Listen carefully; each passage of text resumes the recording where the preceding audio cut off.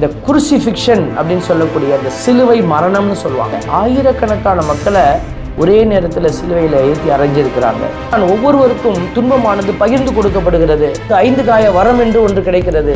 அதுக்கு பேர் என்ன சொல்றோம்? சாபம் என்று சொல்வதில்லை, வரம் என்று சொல்கிறோம். அது அவர்களுக்கு சிலுவை, அது அவர்களுக்கான அழைப்பு. ஒவ்வொருத்தருக்கும் ஒவ்வொரு விதமான சிலுவையின் அடையாளம் கொடுக்கப்படுகிறது. உடைய ஏழ்மை பாவம் அல்ல. அந்த ஏழ்மையிலே நீ ஆண்டவரை தேடுகிற பிள்ளைகள், தேவ பிள்ளைகளே, சிலுவை என்பது சாபம்.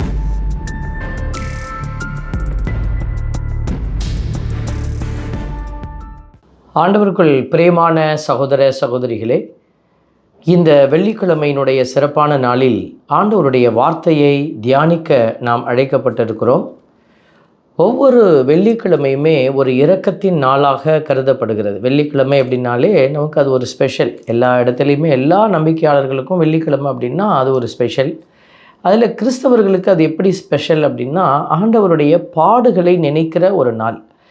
பாடுகளின்படியாக நம்ம இரக்கத்தோடு, கடவுள் அந்த நாளில் தான் இரக்கத்தை நமக்கு கொடுக்குறார். அந்த இரக்கத்தை கொடுக்குற ஒரு நாளாக நாம் அனுசரிக்கப்பட, அந்த நாளை அனுசரிக்க வேண்டும் என்று நாம் பல்வேறு முயற்சிகள் எடுக்கிறோம். வெள்ளிக்கிழமையில் பார்த்திங்கன்னா ஃபாஸ்டிங் இருப்பாங்க, அப்புறம் சில அன்னதானங்களை செய்வாங்க, சில உதவிகளை செய்வாங்க, இந்த மாதிரி சில அடையாளங்கள்.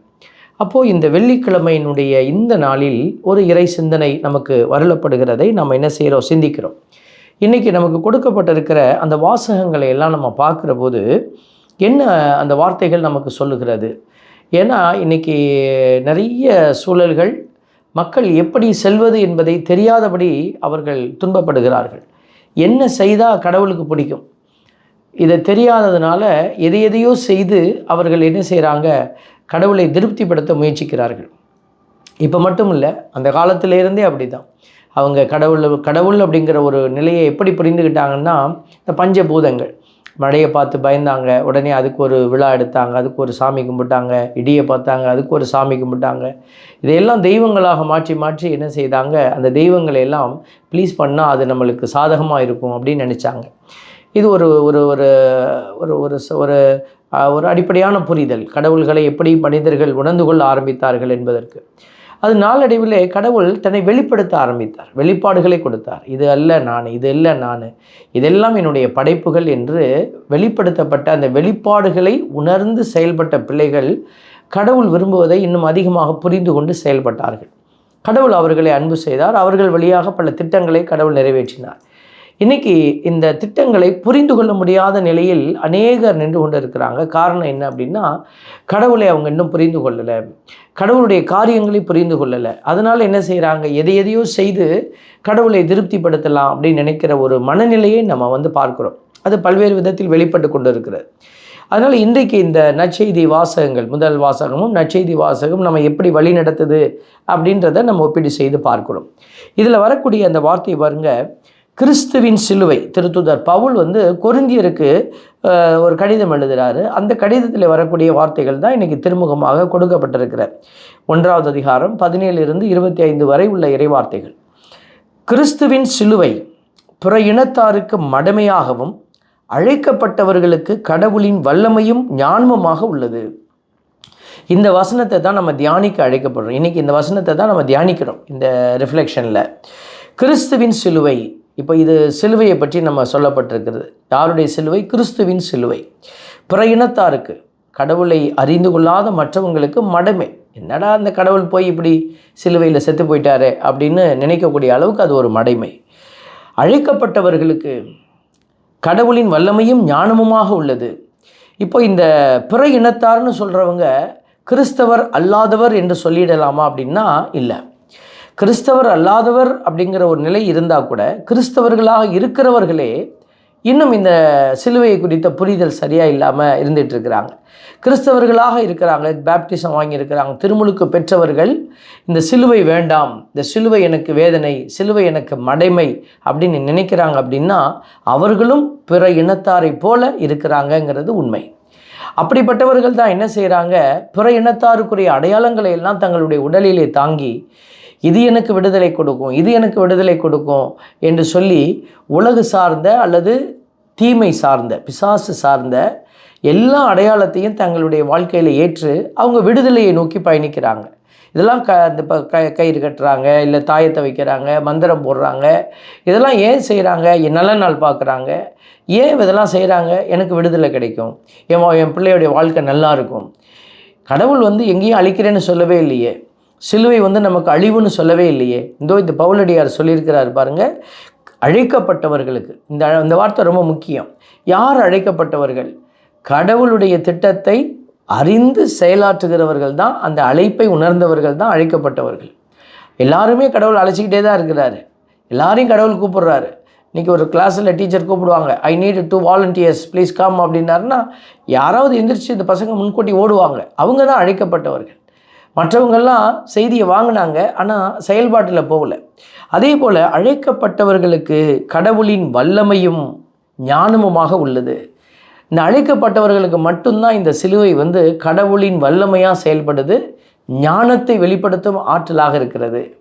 இப்போ இந்த ஞானம் இல்லாத பிள்ளைகள் நிறைய பேர் இருக்கிறாங்க. அதை தான் வேதனையாக கடவுள் பார்க்குறாரு. அதனால தான் ஆண்டவர் நம்மளோட பேசுகிறாரு, மீண்டும் மீண்டும் பேசுகிறாரு, திருச்சபை வழியாக பேசுகிறாரு. இந்த சிலுவையினுடைய மறைபொருளை நீங்கள் புரிந்து கொள்ளணும்னு ஆண்டவர் நமக்கு சொல்லிக்கொண்டே இருக்கிறாரு. இந்த வார்த்தை வழியாக நம்ம இந்த சிலுவையினுடைய அடையாளத்தை நம்ம புரிந்து கொள்ள முயற்சிக்கிறோம்.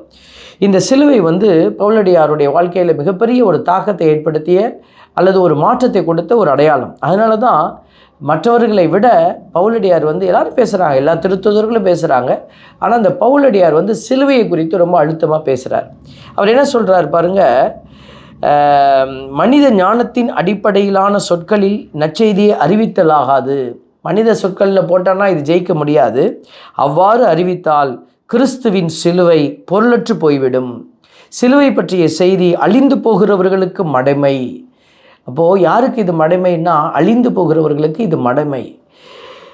மீட்பு பெறும் நமக்கோ அது கடவுளின் வல்லமை அப்படின்னு சொல்லியிருக்கிறார். இப்படி அவர் தன்னுடைய அந்த ஞானத்தையும் இந்த வலிமையையும் இந்த சிலுவையையும் கனெக்ட் பண்ணி பேசுகிறத நம்ம பார்க்குறோம். சரி, இந்த ஒரு வாசகத்தை அப்படியே வச்சுட்டு நற்செய்திக்குள்ளே போய் பார்க்குறோம். நற்செய்தி என்ன சொல்லுது அப்படின்னா, மத்தேயு எழுதிய நற்செய்தி 25வது அதிகாரம் 1-13 வரை சொல்லப்பட்ட ஒரு வாசகம்.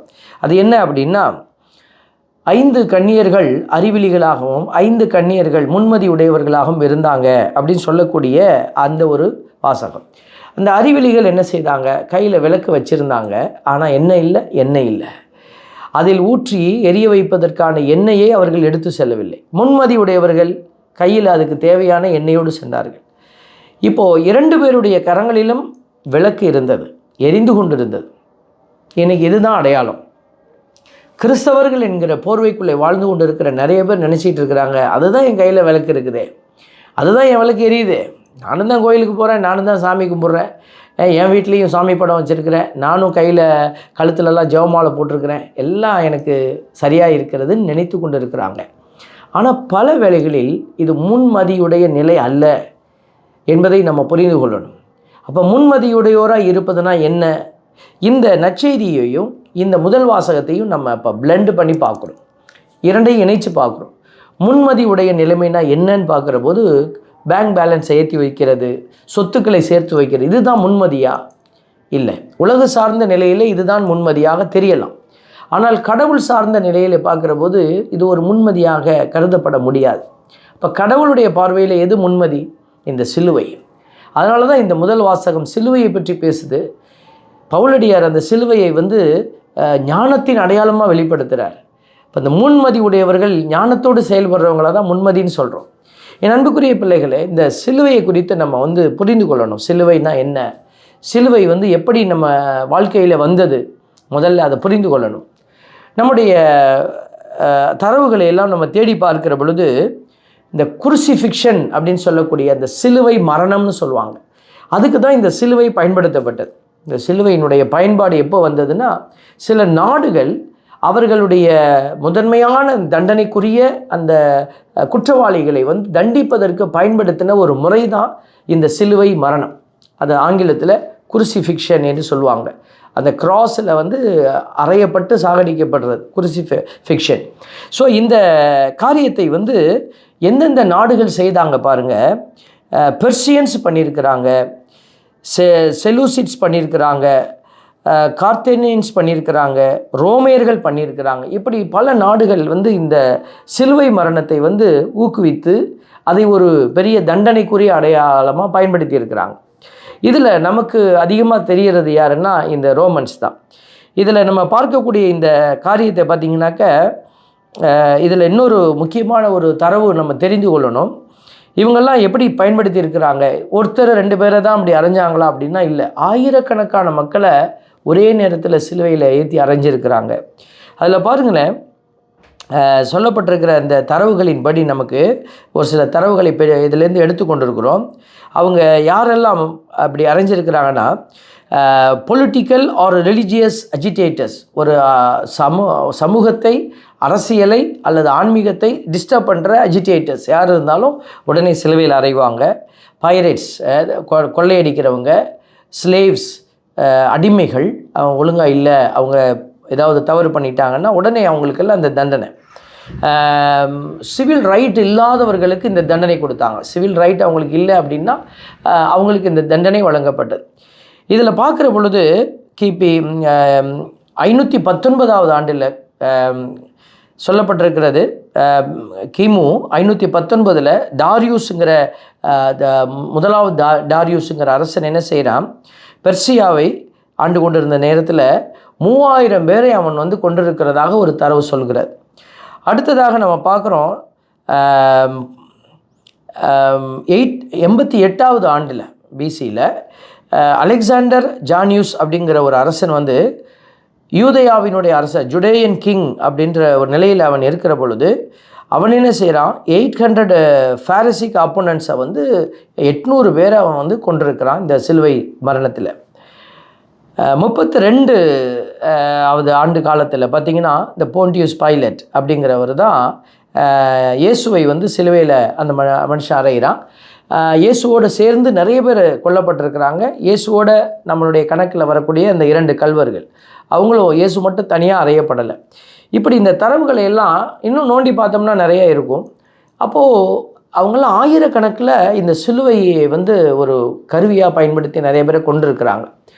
இப்போது இதுக்கு ஒரு முடிவு வந்திருந்து. எப்போ வந்தது? இந்த கான்ஸ்டன்டைன் அப்படிங்கிற ஒரு அரசர் தான் என்ன செய்கிறாரு, இந்த சிலுவைக்கு வந்து ஒரு முடிவு கொண்டு வர்றார். Constantine the Great, the first Christian emperor. அவர் என்ன செய்கிறாரு, இந்த சிலுவை மரணத்தை வந்து முதல்ல அபாலிஷ் பண்ணி இதை நிப்பாட்டினவர்.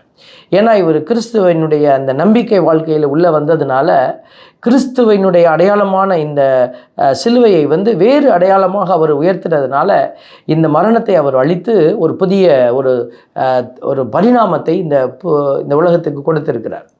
இப்படிப்பட்ட நிலையில் நம்ம பார்க்குற போது இந்த சிலுவையினுடைய அடையாளங்கள், இப்போ இயேசுசாமிக்கு சிலுவையில் அறையப்பட்டார் அப்படின்னு நம்ம சொல்கிறோம். அது வந்து ஒரு உடல் ரீதியான ஒரு தண்டனையினுடைய அதிகபட்ச வேதனையை கொடுக்கக்கூடிய ஒரு தண்டனையாக இருந்தது. இந்த நம்மளுடைய இயேசு கிறிஸ்து அந்த சிலுவையில் மரித்த பொழுது அவருடைய எல்லா விதமான அந்த அடையாளங்களும், அந்த உடலினுடைய அடையாளங்களும் சிதைக்கப்பட்டது என்பதை நம்ம பார்க்கிறோம். இதை பற்றி நிறைய நீங்கள் கேட்டிருப்பீங்க. அதாவது அவங்க வந்து அடிக்கப்பட்டார்கள். முதல்ல வந்து அவங்களை அடிப்பாங்க, சாட்டைகளால் அடிக்கப்பட்டது. அப்புறம் ஸ்கோர்ஜிங்னு சொல்லுவாங்க. ஸ்கோர்ஜிங் அப்படின்னா என்ன, அந்த காயத்தை அதிகப்படுத்துவாங்க, காயத்தை வந்து வேதனை அதிகப்படுத்துவாங்க. அவங்களை அவமானப்படுத்துதல், அப்புறம் வந்து அந்த காயங்களில் வந்து எதையாவது ஊற்றுறது, அந்த காயத்தை வந்து ரொம்ப அக்ரவேட் பண்ணுறது, அந்த வலியை, இப்படி இது பேர் தான் ஸ்கோர்ஜிங்னு சொல்லக்கூடியது. அப்புறம் டிராக்டுன்னு சொல்லுவாங்க. இயேசுசாமி இழுத்து செல்லப்பட்டார். அந்த சிலுவையை என்ன செய்வாங்கன்னா, அந்த பெரிய ஒரு கனத்த ஒரு வுட்டன் பிளாக், அதை தான் அவங்க தோளில் வைக்கிறாங்க. அந்த அந்த அந்த கனத்த ஒரு திடமான ஒரு பொருள் வந்து அவருடைய தோளில் வைக்கப்படுகிற போது அவர்களால் அதை தூக்க முடியாது. அவங்க இழுத்து கொண்டு தான் அதை போக வேண்டும். ஸோ லிட்ரலி அந்த டிராக்டு அப்படிங்கிற வார்த்தை, இழுத்து செல்லக்கூடிய நிலை அப்படிங்கிறது வந்து அந்த இடத்துல அவர்கள் திட்டமிட்டே செய்கிறாங்க. அப்போ இயேசுசாமி இந்த இழுத்து செல்லப்பட்டார் அப்படிங்கிற ஒரு வார்த்தை வந்து அங்கே உண்மையாக மாறுகிறது. எல்லாமே உண்மையாக இருக்கிறது. ஏன்னா அவங்களுடைய அந்த முறையே அப்படித்தான் இருந்தது. அந்த சிலுவையினுடைய மரணத்தின் முறை என்பதே அப்படித்தான் இருந்தது. இப்படி இயேசு சுவாமி துன்பப்பட்டார்னு நம்ம சொல்லும் பொழுது அவர் அடிக்கப்பட்டார், நொறுக்கப்பட்டார், அவர் வேதனைக்கு உட்படுத்தப்பட்டார், அதுக்கு பிறகு சிலுவையிலான இழுத்து செல்லப்பட்டார். ஸோ இப்படிப்பட்ட ஒரு துன்பத்தை எல்லாம் கடந்து சென்று ஆடைகள் அவிழ்க்கப்பட்டு அவர்கள் ஆணிகளினாலே அறையப்பட்டு இதெல்லாம் காலில் வந்து என்ன செய்கிறாங்க, ஒரு ஃபுட் ரெஸ்ட் கொடுக்குறாங்க. எதுக்குன்னா கொஞ்ச நேரம் அந்த நபர் வந்து அந்த துன்பத்தை கடந்து போகணும், பட்டினியில் அவங்க கடக்கணும் அப்படிங்கிறதுக்காக. அவருடைய உடல்களை எல்லாம் கழுகுகளும் வந்து பறவைகளும் வந்து கொத்தி தின்னக்கூடிய ஒரு வேதனை உயிரோடு இருக்கும் போதே இதெல்லாம் அவங்க அனுபவிக்கணும் என்று சொல்லித்தான் அந்த சிலுவை மரணம் ஒரு கொடுமையான மரணமாக இருக்கணும்னு இதெல்லாம் செய்கிறாங்க. இயேசுசாமி இறந்த பொழுது கால்கள் முறிக்கப்பட்டது அப்படிங்கிறத நம்ம பார்க்குறோம். இந்த கல்வர்களுடைய கால்கள் இயேசுகிட்ட வரும்போது அவர் ஏற்கனவே இறந்திருந்ததுனால அவருடைய கால் எலும்புகள் முறிக்கப்படவில்லை. ஏன் ரெஸ்ட்டு கொடுக்குறாங்க, அதில் காலுக்கு அடியில் ஒரு கட்டரை வச்சுருப்பாங்க. அந்த கட்டையில் தான் கால் ரெஸ்டிங்கில் இருக்கும். அப்போது அவங்க கொஞ்சம் ப்ரீத் பண்ணக்கூடிய ஒரு சூழல் இருக்கும். எப்போ அந்த முட்டி உடைக்கப்பட்டதோ அப்போது அந்த இடத்துல அதை ரெஸ்ட் பண்ண முடியாது. கால்கள் வந்து அந்த இடத்துல பலன் இழந்து போயிடுது. அப்போ என்ன செய்யும், இந்த ஹோல் பாடி கீழே விழும். அப்போது ஹார்ட் வந்து அந்த இதயம் வந்து வெடித்து சிதறக்கூடிய ஒரு வேதனை, ஒவ்வொரு உறுப்புகளாக இறந்து கொண்டு இருக்கக்கூடிய சூழல் தான் அந்த சிலுவை மரணம். கடைசியாக அந்த இதயம் வந்து ஓடிக்கொண்டு இருக்கும். அந்த இதயத்தையும் நிப்பாட்டுறதுக்கு அவங்க ஃபைனலாக யூஸ் பண்ண ஒரு வழி தான் அந்த முட்டியை உடைச்சி அந்த தொங்கி கொண்டிருக்கிற நபர் வந்து முழுமையாக தன்னை இழந்து போகணும், பேலன்ஸை இழந்து அந்த இதயம் வெடித்து சாவது. ஆனால் இது இயேசுவுக்கு நிகழவில்லை. காரணம், எலும்புகள் முறிவுபடாது என்கிற வார்த்தையின்படியாக இயேசுவினுடைய அந்த சாவு என்பது கடவுளால், இது வந்து அவர்கள் உயிரை எடுக்க முடியாது, இயேசுவே உயிரை கொடுக்கிறார். அதனால நம்ம சிலுவையில் நம்ம பார்க்குறோம். எல்லாம் எழுதி வைத்திருக்கிற திட்டத்தின்படி இயேசுவிடத்திலே நடந்தது. அவர் யாரும் அவருடைய உயிரை பறிக்க முடியாது. பாராதிதோமிங்கிற ஒரு வார்த்தையை தான் அவங்க கிரேக்க மொழியில் பயன்படுத்தி இருக்கிறாங்க. ஒப்புவித்தார் அப்படிங்கிற ஒரு வார்த்தை இருக்குது, கையளித்தார் அப்படின்னு நீங்கள் கேட்டிருப்பீங்க. இப்போ கையளித்தல் அப்படின்னா அவர் தன்னை கையளிக்கிறார் முழுமையாக, அது உயிரை கொடுக்குற அளவுக்கு. இதை பிடிக்கிற இடத்துல கூட அவர்கள் யாரை தேடி வந்தீர்கள், இயேசு நாசரேத்தர் இயேசுன்னு கீழே விழுவுறாங்க. அது என்ன அடையாளம், இயேசுவை யாரும் பிடிக்க முடியாது. அவராக தன்னை கையளித்தால் மட்டுமே அது நடக்கும். அதைத்தான் இயேசு செய்கிறார், தன்னை கையளித்தார். அந்த பாராதிதோமிங்கிற வார்த்தையினுடைய ஆழத்தை அந்த இடத்துலலாம் நம்ம பார்க்குறோம். சிலுவையில் கூட இயேசு என்ன செய்தார், கடைசியாக தன்னுடைய உயிரை தந்தையிடத்தில் ஒப்படைக்கிறார். தந்தையிடத்தில் ஒப்படைத்து உயிர் விட்டார் என்பது தான் நம்ம பார்க்கிற ஒரு நற்செய்தி பகுதி. இப்படிப்பட்ட ஒரு சிலுவை மரணம் என்பது உடல் ரீதியாக முழுமையாக தன்னை இழக்கிற ஒரு நிலை. இதைத்தான் இயேசு சுவாமி ஏற்றுக்கொண்டார். தந்தையாகிய கடவுள் மகன் வழியாக செய்த மிகப்பெரிய தியாகம் இந்த சிலுவை. இப்போ இந்த சிலுவை என்பது ஒரு உருவகமாக, ஒரு அடையாளமாக மாற்றப்பட்டது. இந்த சிலுவை என்பது ஒரு வேதனையான அடையாளமாக பார்க்கப்பட்ட நிலையிலிருந்து ஒரு ஆசீர்வாதமான காரியமாக பார்க்க ஆரம்பிக்கப்பட்டது. இது இன்றைக்கு எப்படின்னா, அது ஒரு மேஜிக்கல், ஒரு சிலுவையை வச்சு ஜெபிச்சா பேய் ஓடும், சிலுவையை வச்சு ஜெபிச்சா விடுதலை நடக்கும். கண்டிப்பாக நடக்கும். அது சிலுவையினால் நடக்குதா அப்படிங்கிறத விட நம்மளுடைய நம்பிக்கையினால் நடக்கிறதுங்கிறது ஒரு உண்மை.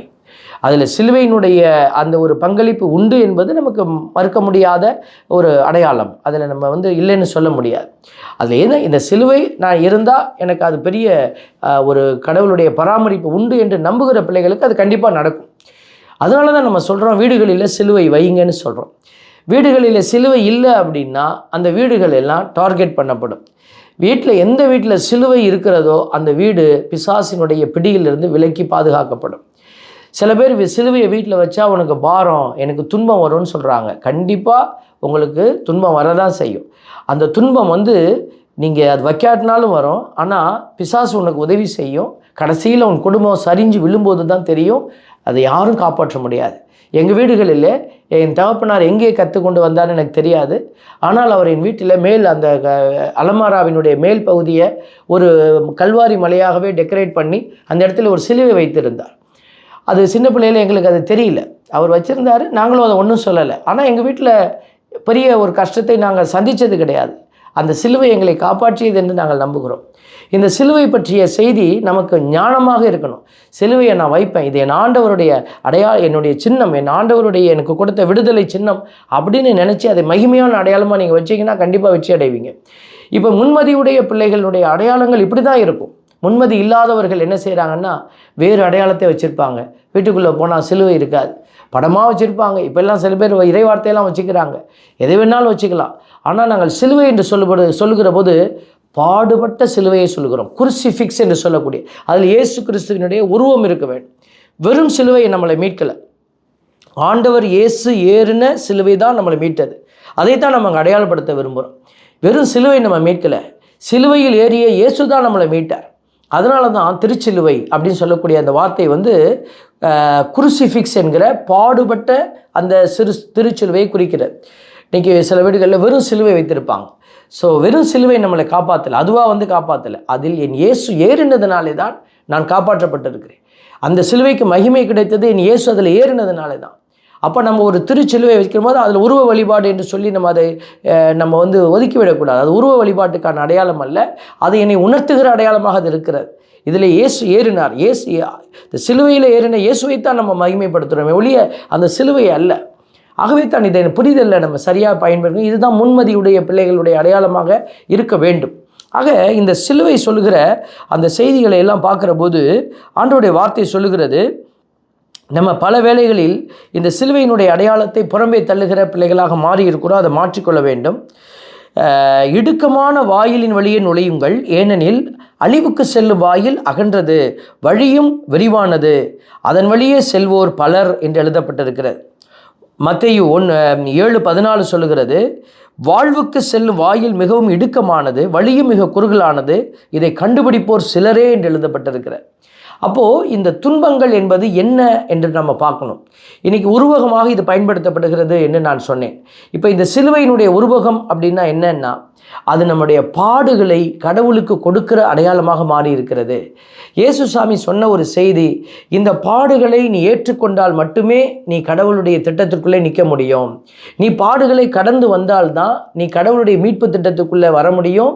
கடவுள் வாக்களித்திருக்கிற அந்த விண்ணரசுங்கிற மகிமைக்குள்ளே நுழைய முடியும். இந்த துன்பம் இல்லாத ஒரு வாழ்க்கையை வேணும்னு நினச்சின்னா அது உனக்கு கடவுளுடைய ஆசீர்வாதத்துக்குள்ளே உன்னை கூட்டிக் கொண்டு போகாது. ஒவ்வொருத்தருக்கும் ஒவ்வொரு விதமான துன்பம். இப்போ நாங்கள் குருக்களாக அழைக்கப்பட்டிருக்கிறோம். தனிமை என்பது எங்களுக்கு கொடுக்கப்பட்ட ஒரு துன்பம், சிலுவை. இந்த தனிமையிலே நாங்கள் வாழ வேண்டும். ஒரு குடும்பம் என்கிற நிலையிலே கணவன் மனைவி நமக்கு நினைச்ச மாதிரி துணை கிடைக்காமல் இருக்கலாம், நினைச்ச மாதிரி பிள்ளைகள் பிறக்காமல் இருக்கலாம். அதில் ஒரு துன்பம் உண்டு. ஒரு ஊனமுற்ற நிலையில் கடவுள் ஒரு குழந்தையை கொடுக்குறாருன்னா அந்த குழந்தையை ஏற்று வழிநடப்பது. இப்போ தான் எல்லாருமே வயிற்றில் ஸ்கேன் பண்ணி கண்டுபிடிக்கிறாங்க. ஒரு குடும்பம் எனக்கு தெரியும், அவர்களுக்கு ஸ்கேனிங்கில் சொல்லிட்டாங்க உங்கள் பிள்ளை நார்மல் இல்லைன்னு. ஆனால் அவர்கள் என்ன செய்தார்கள், இல்லை இது என் கடவுள் கொடுத்த பிள்ளை, இப்படித்தான் இந்த குழந்தையை நான் வளர்க்க வேண்டும் என்று கடவுள் திட்டமிட்டு எனக்கு கொடுத்திருக்கிறார், ஆகவே இந்த குழந்தையை நான் வளர்ப்பேன். இதுதான் முன்மதியுள்ள நிலை. இல்லை ஐயோ இந்த குழந்தையை வச்சுக்கிட்டு நான் எப்படி சமாளிக்கிறது, வேண்டாம் அழிச்சு போட்டுருங்க சொல்லியிருக்கலாம். ஆனால் அவர்கள் அப்படி சொல்லலை. கடவுளுடைய திட்டம் இந்த குழந்தையில் இருக்கிறது. ஏன்னா வேதம் சொல்லுகிறது, இவன் இப்படி பிறந்தது இவன் செய்த குற்றமா பெற்றோர் செய்த குற்றமா? ஆண்டவர் சொல்றார், கடவுளுடைய மாட்சி இவரில் வெளிப்பட வேண்டும் என்று இருக்கிறது. என் அன்பு பிள்ளைகளே, இப்படித்தான் ஒவ்வொருவருக்கும் துன்பமானது பகிர்ந்து கொடுக்கப்படுகிறது. ஒரு சில பிள்ளைகளுக்கு 5 காய வரம் என்று ஒன்று கிடைக்கிறது. அதுக்கு பேர் என்ன சொல்கிறோம்? சாபம் என்று சொல்வதில்லை, வரம் என்று சொல்கிறோம். அந்த வரம் எப்படிப்பட்டதாக இருக்கிறது? வேதனையாக இருக்கிறது, வலியாக இருக்கிறது. அது அவர்களுக்கு சிலுவை, அது அவர்களுக்கான அழைப்பு. ஒவ்வொருத்தருக்கும் ஒவ்வொரு விதமான சிலுவையின் அடையாளம் கொடுக்கப்படுகிறது. நம்ம அங்கே பார்த்துட்டு ஐயோ அவங்க பெரிய கிரேட்டுன்னு சொல்கிறதுக்காக இல்லை, அது அவர்கள் கொடுக்கப்பட்ட அழைப்பு. அது எங்களுக்கு கொடுக்கப்பட்ட சிலுவையின் அழைப்பு இது, உங்களுக்கு கொடுக்கப்பட்ட சிலுவையின் அழைப்பு அது. நீங்கள் இந்த துன்பம் வேண்டாம், நான் தூக்கு மாட்டி தொங்குவேன், நீங்கள் கண்டிப்பாக சாகலாம் யூதாசை போல, ஆனால் கடவுளுடைய திட்டத்தை நீங்கள் புறக்கணிக்கிறீர்கள். என் அன்பு தேவ பிள்ளைகளே, சிலுவை என்பது சாபம் அல்ல, சிலுவை என்பது வேதனை அல்ல, உன்னுடைய ஏழ்மை என்பது உனக்கு சாபம் அல்ல. அந்த துன்பத்திலே நீங்கள் ஆண்டவரை நோக்கி இருக்கிற பிள்ளைகளாக இருக்க வேண்டும். நீங்கள் மற்ற அடையாளங்களை, என் துன்பம் ஏழைகளாக இருக்கிற நீங்கள் கடவுள் இப்படி படைச்சிட்டாரு, எனக்கு பணம் வேணும் பொருள் வேணும், நான் என்ன செய்வேன், போய் பிசாசினுடைய கையை பிடிப்பேன் அப்படின்னு நீங்கள் பிடிச்சிங்கனாக்க அங்கே தான் நீங்கள் உங்களுடைய ஏழ்மையிலும் நீங்கள் சபிக்கப்பட்டவர்களாக இருப்பீர்கள். உங்களுடைய ஏழ்மை பாவம் அல்ல, அந்த ஏழ்மையிலே நீ ஆண்டவரை தேடுகிற பிள்ளைகள் முன்மதியுடைய பிள்ளைகளாக இருப்பாங்க.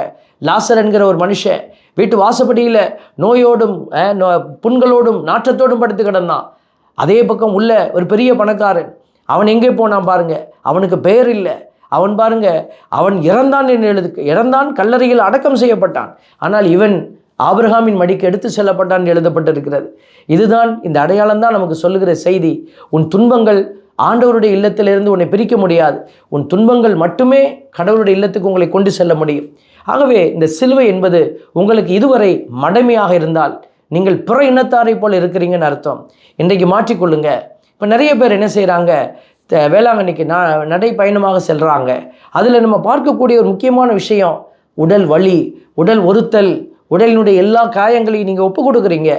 நீங்கள் ஏதோ ஒரு வாரம் நடந்துட்டு போயிட்டு வரதில்லை, இல்லை, நீங்கள் உங்கள் வாழ்க்கை முழுவதுமாக இந்த காயத்தோடு, இந்த வேதனையோடு, இந்த வலிகளோடு, இந்த சிலுவையோடு நீங்கள் நடந்து செல்லணும்.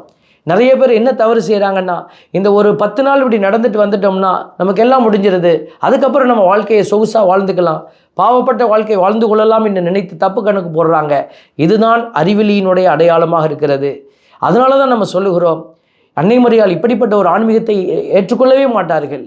அன்னை மரியாள் சொல்வது, என்னாலும் என் மகன் சொல்வதை போல நீங்கள் செய்யுங்க. இன்றைக்கி மட்டும் ஒரு வாரத்துக்கு இல்லை. அன்னை மரியாள் சொல்வது, இந்த சிலுவையை தூக்கி கொண்டு நடந்து வாங்க. தாய் மரியாள் தன் வாழ்க்கை முழுவதுமாக இந்த சிலுவையோடு பயணித்தவர்கள். சூசையப்பர் தன் வாழ்நாள் முழுவதுமாக சிலுவையோடு பயணித்தவர். இன்றைக்கி அவர்கள் எல்லாம் மீட்படைந்திருக்கிறார்கள். என் அன்பு தேவ பிள்ளைகளே, சிலுவை என்பது மடமை அல்ல. வேதம் சொல்லுகிற அந்த அடையாளத்தை நீங்கள் உணர்ந்து கொள்ள வேண்டும். வேதத்தினுடைய பக்கங்கள் சொல்லுகிற இந்த வார்த்தைகளை உங்களுடைய இதயத்திலே நீங்கள் தாங்கி இருக்க வேண்டும். பிற இனத்தாருக்கு மடமை, அழைக்கப்பட்டவருக்கோ கடவுளின் வல்லமை, ஞானம். உங்கள் வாழ்க்கையில் இதோ கடவுளுடைய வல்லமையை நீங்கள் உணரணும்னா உங்கள் துன்பத்தை நீங்கள் மகிழ்ச்சியாக எடுத்து அந்த துன்பத்தை நீங்கள் இயேசுவுக்காக கடந்து சென்று பாருங்கள். கடவுள் கண்டிப்பாக ஞானத்தை உங்களுக்கு வெளிப்படுத்தி அந்த துன்பங்களை கடந்து செல்ல ஆற்றலையும் அறிவையும் உங்களுக்கான மன தைரியத்தையும் கொடுப்பார். ஆண்டவர் அந்த மன உறுதியோடு உங்களை வெற்றி பெற செய்வார். இந்த கிருபைகளை எல்லாம் நீங்கள் உங்கள் வாழ்க்கையில் சந்திக்கணும்னா சிலுவை என்பது மடமை என்கிற சிலுவை என்பது சாபம் என்கிற சிலுவை என்பது வேண்டாம் என்கிற அந்த மனநிலையை விட்டு வெளியே வந்து, என் ஆண்டவர் எனக்காக கொடுத்த இந்த சிலுவையை நான் ஏற்றுக்கொள்வேன், இதோ என் சிலுவையை நான் அன்பு செய்கிறேன் என்று நீங்கள் சிலுவைக்கு சான்று பகிர்ந்து பாருங்கள். கடவுள் கண்டிப்பாக உங்கள் வாழ்க்கையில் மிகப்பெரிய ஆசீர்வாதத்தை வைக்கிறார். தெய்வீக அன்பு உங்கள் வாழ்க்கையிலே தொடர்ந்து நிலவ உங்களுக்காக நாங்கள் செபிக்கிறோம். இறைவன் இந்த ஞானத்தை உங்களுக்கு அருள உங்களுக்காக நாங்களும் ஆண்டவரிடத்திலே மன்றாடுகிறோம். ஒரு சிறிய ஜெபத்தை உங்களுக்காக ஏறெடுக்கிறோம். அன்பின் பரமபிதாவே, நன்றியோடு உம்மை துதிக்கிறோம். ஆண்டவரே, இதோ நாங்கள் முன்மதியுள்ள பிள்ளைகளாக இருக்கவும், சிலுவை எங்களுக்கு வல்லமை, சிலுவை எங்களுக்கு ஞானம் என்று நாங்கள் உணர்ந்து கொள்ளவும், பவுலடியார் அதை உணர்ந்து கொண்டு தன் வாழ்க்கையிலே பல்வேறு விதமான பாடுகளை உமக்காக ஏற்றுக்கொண்டதை போல நாங்களும் நன்மைகள் செய்து இதோ உம்முடைய நாமத்தை மகிமைப்படுத்த, இதோ எங்களுடைய வீடுகளிலே நாங்கள் சிலுவையை ஏற்றுக்கொள்வதை மறுத்து விடாதபடி எங்களுடைய வாழ்க்கையிலே இந்த சிலுவையினுடைய அடையாளங்களை ஏற்று உமக்கு சான்று பகர எங்களையும் நீ சாட்சியாக உயர்த்துவீராக. உடைய பரிசுத்த கரங்களுக்குள்ளே எங்கள் ஒவ்வொருவரையும் ஒப்பு கொடுத்து செபிக்கிறோம். நீரே எங்களை தாங்கி வழிநடத்தும். இயேசுவின் நாமம் எங்களில் மகிமை அடைவதாக. ஆமென். அன்புக்குரிய பிள்ளைகளே, மீண்டுமாய் அடுத்த ஒரு இறை சிந்தனையோடு உங்களை சந்திக்கும் வரை உங்களுக்காக தொடர்ந்து ஜெபிக்கிறோம். God bless you.